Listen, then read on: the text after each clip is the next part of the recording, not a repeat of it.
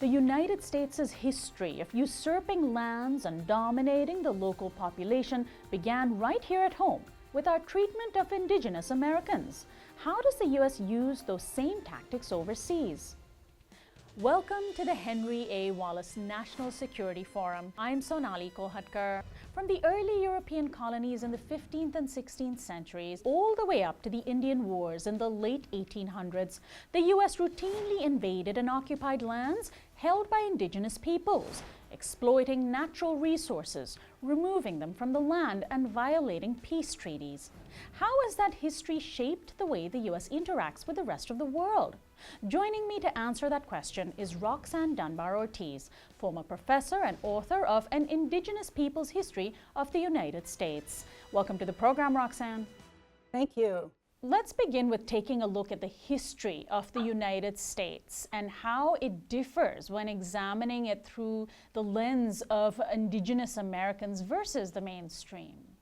Well, it's very different because with a colonial settler state, there's a tendency toward eliminationism, and it's a really pernicious form because it doesn't really want the native people for labor as the Spanish did, or for trade as the French did, but actually for them to disappear so they can bring settlers. And then land itself becomes the main commodity for capital accumulation.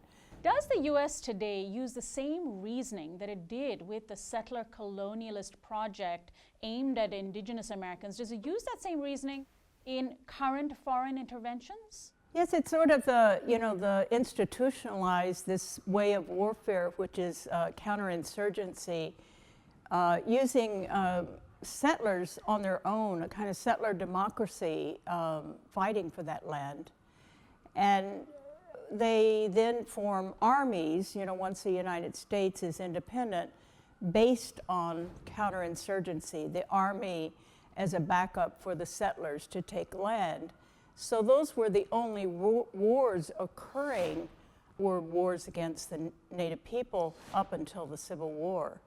So the imperialist urge was there from the beginning, and it got institutionalized. It's the core makeup of the U.S. Army today, and in almost every situation, as they did in the Philippines and in Cuba, when the people were revolting for independence and co-opting that independence and then crushing it and occupying those places.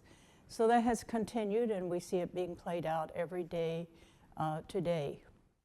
Now, does the U.S. use a similar legal basis for its current wars as it did for occupying the majority of the U.S., a country that was already settled by indigenous Americans? Is the legal basis similar?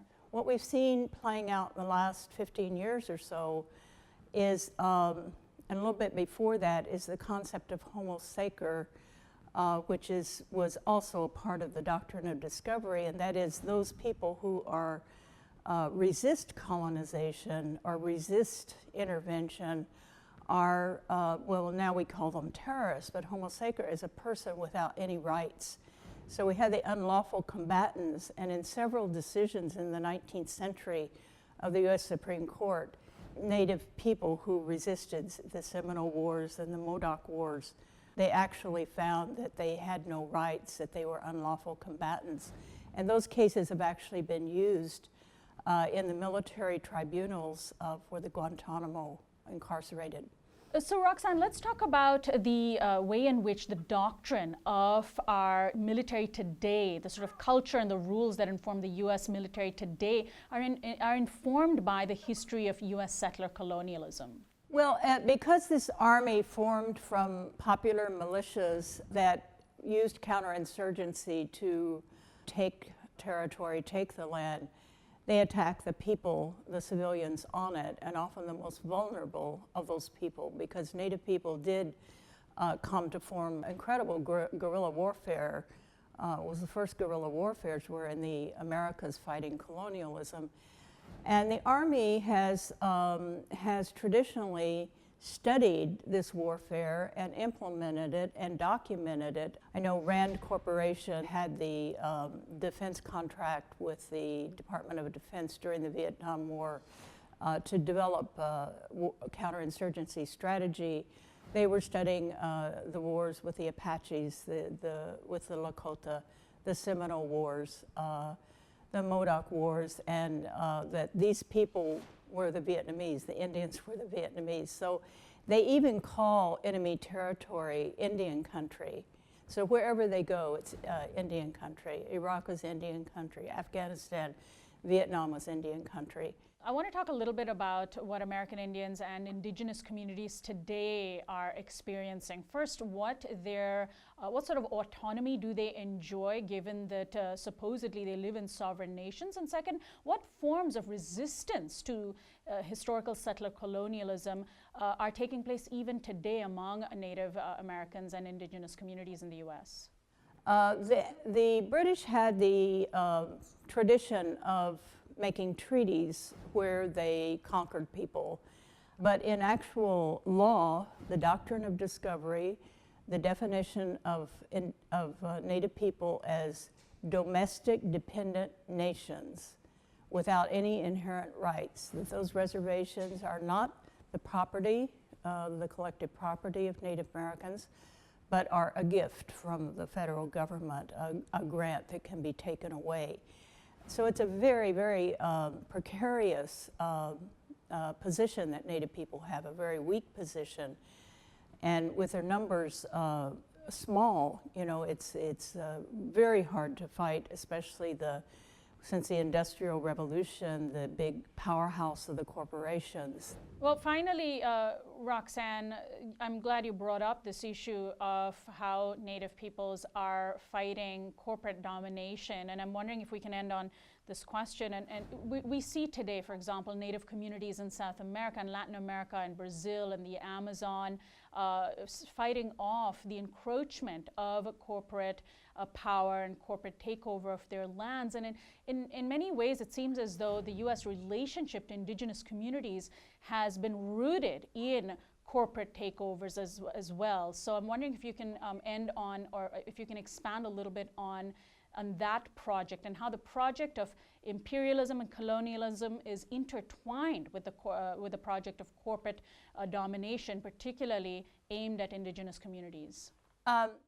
So it's my view that the United States was an unusual entity to form as a nation state, that it was the first pure capitalist state to exist, that it was formed as a corporation, as a corporate body based on 200 years of corporate investments, that every colonizing venture from the British in those 200 years were done by private companies, from the very first one in Jamestown, with investors, with mercenaries along to run the show, and also with the programs that are celebrated at Thanksgiving, and of course the trade in African bodies as well, and land sales.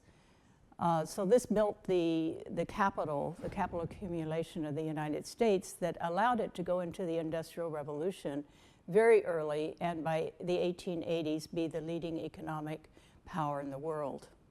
Roxanne Dunbar-Ortiz, thank you so much for joining us. Thank you, Sonali. On the next episode of the Henry A. Wallace National Security Forum, author Anand Gopal talks to us about U.S. invasion from the perspective of the people whose country we've invaded. If the U.S. was genuinely interested in averting humanitarian crises, then it would cut its support for these elements in the Iraqi security forces and the Shia militias, who are doing things that are just as bad as ISIS and other groups.